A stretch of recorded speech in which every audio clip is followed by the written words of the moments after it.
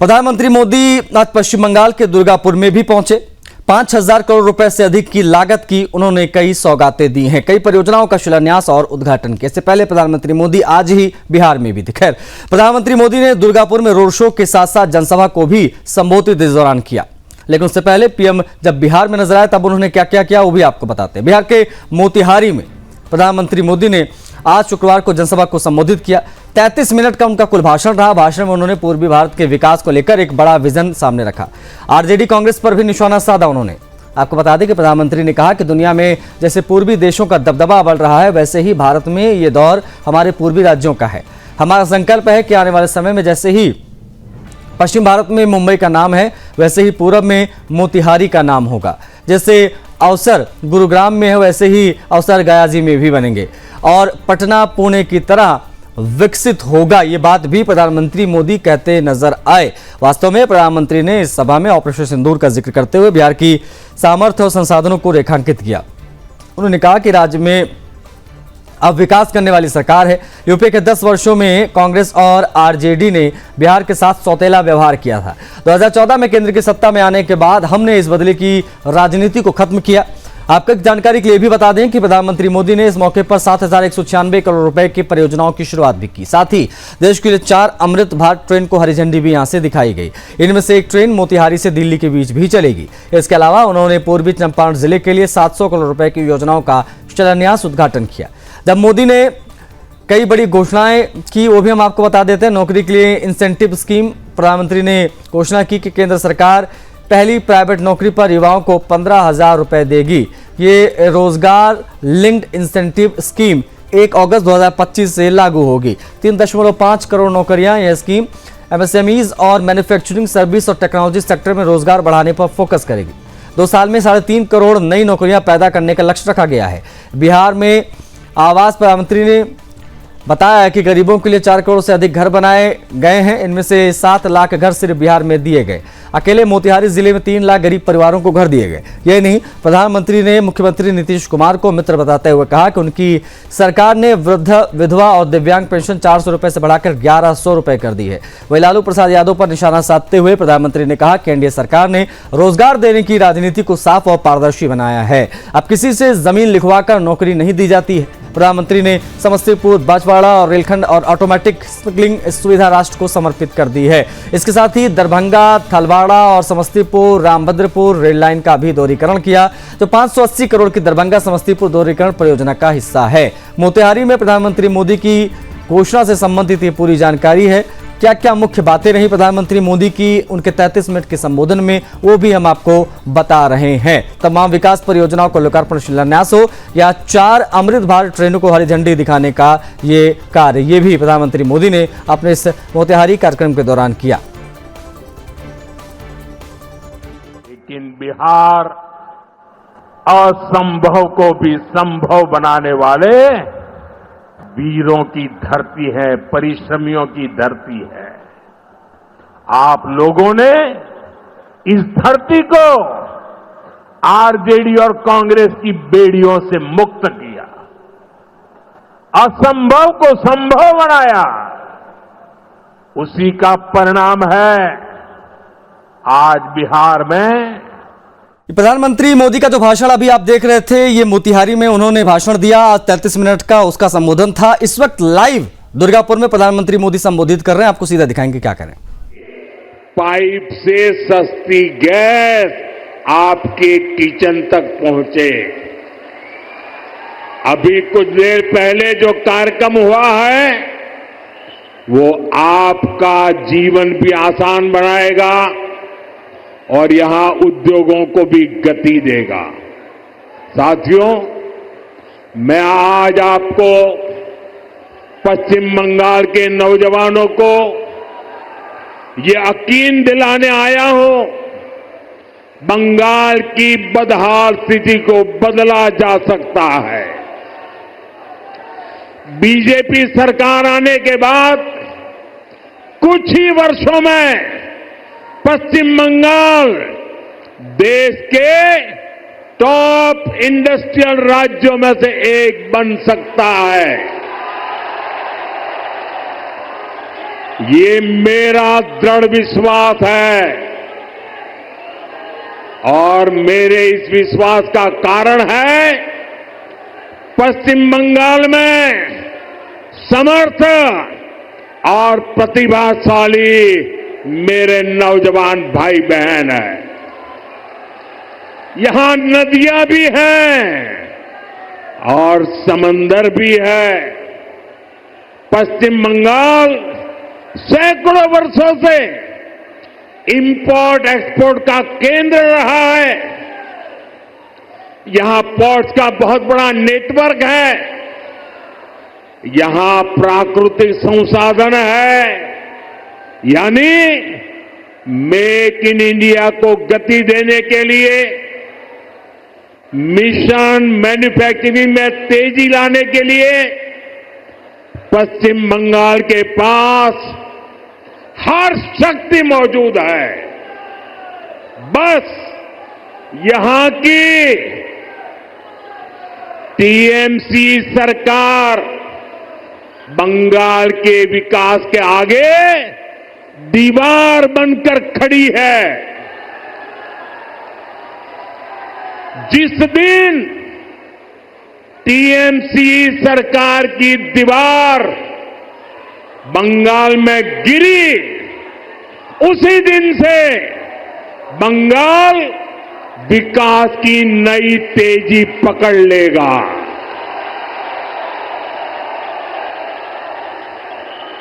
TMC की सरकार जाएगी तभी असली परिवर्तन आएगा। टीएमसी जावे तबे আসল परिवर्तन আসবে। साथियों, विकसित भारत बनाने में पश्चिम बंगाल की बहुत बड़ी भूमिका होने वाली है। इसी संकल्प के साथ बीजेपी आपका आशीर्वाद मांग रही है। आप अपने आसपास देखिए, असम में लंबे समय बाद बीजेपी को अवसर मिला। आज असम तेज गति से प्रगति कर रहा है। बगल में त्रिपुरा की क्या स्थिति थी, ये भी किसी से छुपी नहीं है। आज बीजेपी सरकार त्रिपुरा को विकास की नई रफ्तार दे रही है। अब ओडिशा में भी भाजपा सरकार बन चुकी है। आप देखिएगा, ओडिशा भी बहुत जल्द देश के सबसे तेजी से विकसित होने वाले राज्यों में से अपनी जगह बना लेगा। इसलिए भाजपा की तरफ से मेरा यह आग्रह है कि आप एक बार भाजपा को अवसर दें, एक ऐसी सरकार बनाएं जो ईमानदार हो, कामदार हो और दमदार हो।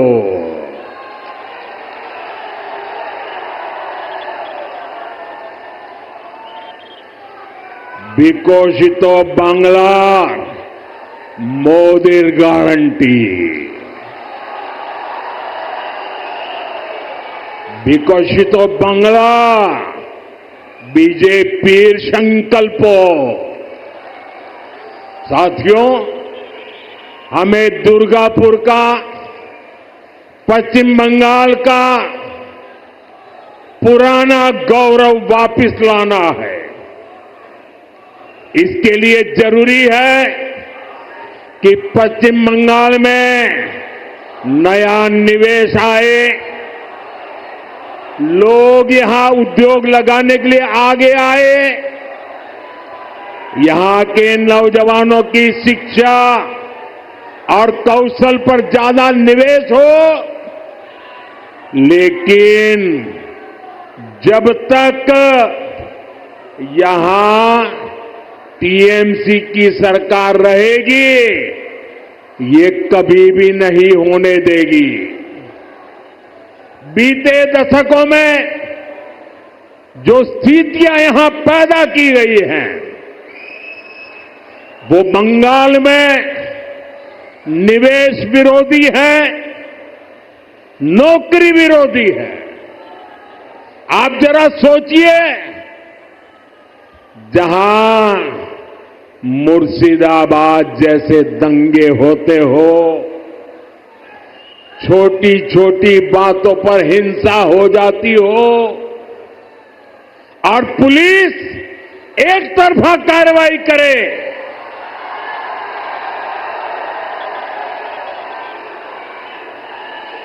जहां न्याय की कोई उम्मीद ना हो, लगता है यहां की राज्य सरकार लोगों की जान और उनकी दुकान की सुरक्षा नहीं कर सकती,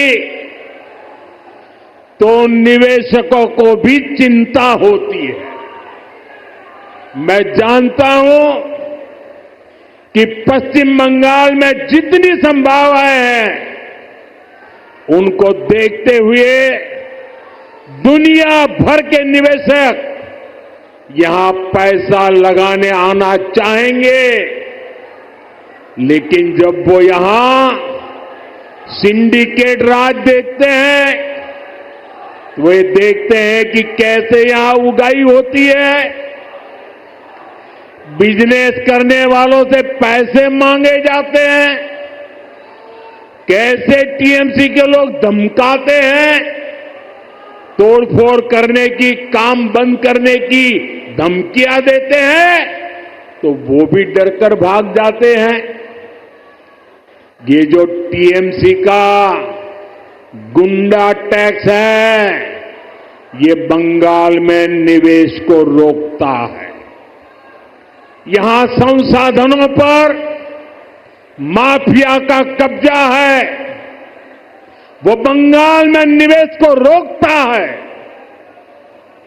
यहां की सरकार नीतियां ही अपने नेताओं को भ्रष्टाचार की खुली छूट देने के लिए बनाती है। कब कौन सी नीति पलट दी जाए, इसकी भी कोई गारंटी नहीं। यही कारण है कि टीएमसी के राज में सैकड़ों कंपनियां पश्चिम बंगाल छोड़ चुकी है। तभी तो यहां नौजवान को आगे बढ़ने के अवसर नहीं मिल रहे, तभी तो बंगाल का हाल बेहाल हो गया है। इसलिए आज हर कोई कह रहा है, टीएमसी हटाओ, बंगाल बचाओ। टीएमसी हटाओ, टीएमसी के शोराव, बांग्ला के बचाओ। साथियों, युवाओं की शिक्षा और कौशल के साथ जो कुछ यहां हो रहा है, वो और ज्यादा चिंता बढ़ाने वाला है। प्राइमरी एजुकेशन हो या फिर हायर एजुकेशन, सबको बर्बाद किया जा रहा है। टीएमसी यहां के एजुकेशन सिस्टम पर करप्शन और क्राइम का डबल अटैक कर रही है। ये जो हजारों शिक्षक बेरोजगार हुए हैं, इसका कारण टीएमसी का भ्रष्टाचार है। इससे हजारों परिवार तो, उन पर तो संकट आया ही है। स्कूलों में जो लाखों बच्चे पढ़ रहे हैं, उनका भविष्य भी टीचर्स की कमी के कारण अंधेर में है। हालत ये है कि कोर्ट को भी कहना पड़ा कि ये सिस्टमैटिक फ्रॉड है। टीएमसी ने बंगाल के नौजवानों के वर्तमान और भविष्य दोनों को संकट में डाल दिया है। साथियों, माटी मानुष की बात करने वाली पार्टी की सरकार में बेटियों के साथ जो अन्याय हो रहा है वो पीड़ा भी देता है और आक्रोश से भर भी देता है। ये उस धरती पर हो रहा है जिसने कादम्बिनी गांगुली जैसी बेटी को संस्कार दिए, जो भारत की पहली वेस्टर्न मेडिसिन डॉक्टर थी। आज उनका जन्मदिन भी है, लेकिन आज पश्चिम बंगाल में अस्पताल भी बेटियों के लिए सुरक्षित नहीं है। और आप सबने देखा है, जब यहां डॉक्टर बेटी के साथ अत्याचार हुआ तो कैसे टीएमसी सरकार अपराधियों को बचाने में जुट गई। इस घटना से देश अभी बाहर निकला भी नहीं था कि एक और कॉलेज में एक बेटी के साथ भयंकर अत्याचार किया गया। इसमें भी जो आरोपी है उनका कनेक्शन टीएमसी से निकला है। टीएमसी के बड़े नेता, मंत्री आरोपियों के बजाय पीड़ित को ही दोषी ठहराते रहे। ऐसे कई उदाहरण हैं जो टीएमसी की निर्ममता के साक्षी है। हमें मिलकर के बंगाल को इस निर्ममता से मुक्ति दिलानी है। साथियों, पश्चिम बंगाल भारत की सांस्कृतिक विरासत की भी आत्मा है। आज प्रसिद्ध बांग्ला कवि विष्णुदेव जी का भी जन्म दिवस है। बांग्ला भाषा को समृद्ध करने में उनका बहुत बड़ा योगदान रहा है। टीएमसी और लेफ्ट ने सालों तक दिल्ली में कांग्रेस के साथ मिलकर सरकार चलाई। इस दौरान इनको बांग्ला भाषा की याद तक नहीं आई। ये भाजपा सरकार है जिसने बांग्ला को शास्त्रीय भाषा का दर्जा दिया। ऐसा करके हमने बांग्ला साहित्य की सेवा करने वाले विष्णुदेव जी जैसे अनेक साहित्यकारों को भी श्रद्धांजलि दी है। साथियों, भाजपा ऐसी राष्ट्रीय पार्टी है जिसका बीज बंगाल की मिट्टी में पनपा है। भाजपा की वैचारिक नींव को बंगाल के सपूत डॉक्टर श्यामा प्रसाद मुखर्जी ने अपने खून से सींचा है।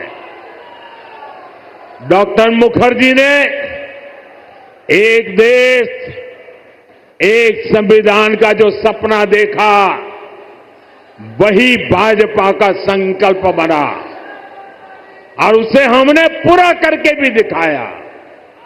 भाजपा बांग्ला भाषा को प्रेरणा, परंपरा और पहचान का माध्यम मानती है। भाजपा के लिए बांग्ला अस्मिता सर्वोपरि है। देश में जहां भी भाजपा है वहां बांग्ला का सम्मान है, पश्चिम बंगाल के लोगों का सम्मान है।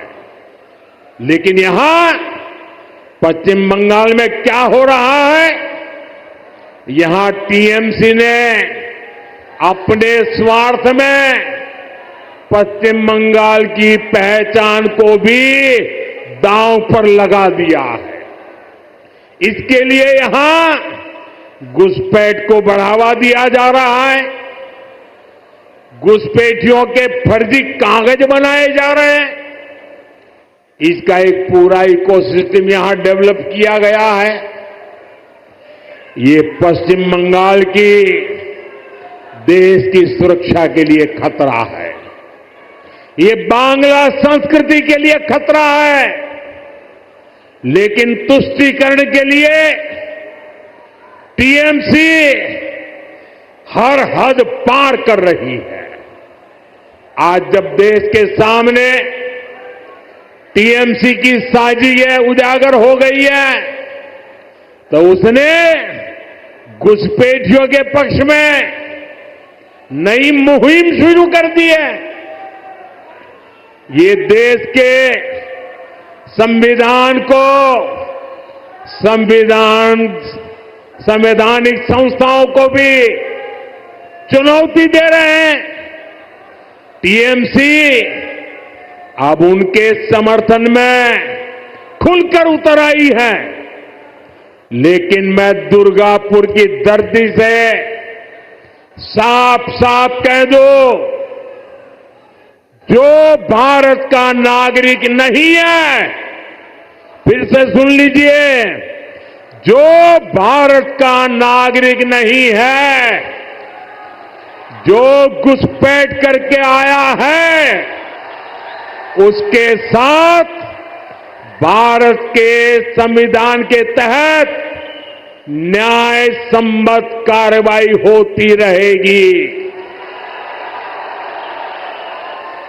बंगाल की अस्मिता के खिलाफ होने वाली किसी भी साजिश को बीजेपी कामयाब नहीं होने देगी। ये आपको मोदी की गारंटी है। साथियों, पश्चिम बंगाल को बीजेपी की डबल इंजन की सरकार की जरूरत है। यहां भाजपा सरकार इसलिए भी चाहिए ताकि दिल्ली से भेजा एक एक रुपया आपकी सुविधा के लिए लगे। गरीब कल्याण की, आदिवासी कल्याण की जो योजनाएं पूरे देश में लागू है, उनका लाभ पश्चिम बंगाल के लोगों को भी मिले। टीएमसी सरकार केंद्र की योजनाओं को या तो रोक लेती है या फिर उनमें भ्रष्टाचार करती है। रोड, रेल, टेलीकॉम, ऐसे अनेक विभागों से जुड़े अनेक प्रोजेक्ट हैं जो यहां लटके हुए हैं।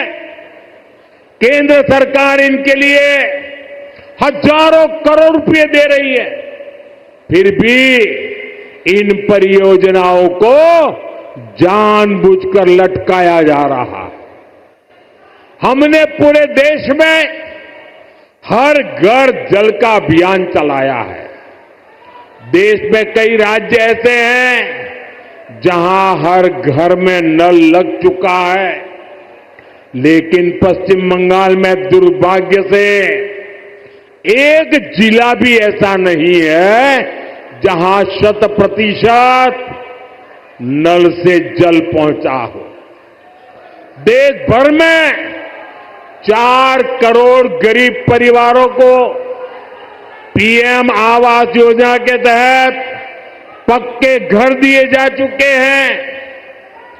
लेकिन पश्चिम बंगाल के लाखों गरीब परिवार को उनके पक्के घर नहीं मिल पा रहे हैं।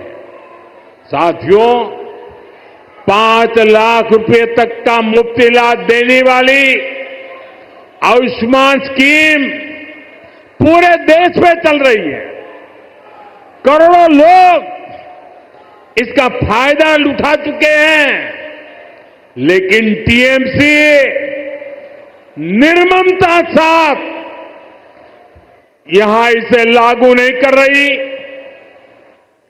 अगर बंगाल का मेरा कोई भाई इंटरव्यू देने के लिए कहीं गया है, टूरिज्म के लिए कहीं गया है, रिश्तेदार को मिलने गया है और वहां कुछ हो गया तो उसको आयुष्मान कार्ड के अभाव में वहां मुफ्त इलाज नहीं मिल पा रहा। साथियों, गरीब हो या आदिवासी, अपनी राजनीति के लिए टीएमसी सभी को वंचित कर रही है। केंद्र की ऐसी कई योजना हैं जिनको टीएमसी ने यहां रोक रखा है। भाजपा सरकार बनते ही इन सभी योजनाओं का फायदा पश्चिम बंगाल के हर परिवार को मिलेगा, ये मोदी की गारंटी है। साथियों, भाजपा बंगाल को संकट से बाहर निकालने के लिए प्रतिबद्ध है। बंगाल को माफिया नहीं, काबिल शिक्षक चाहिए। बंगाल को परिवारवाद नहीं, प्रतिभा का सम्मान चाहिए।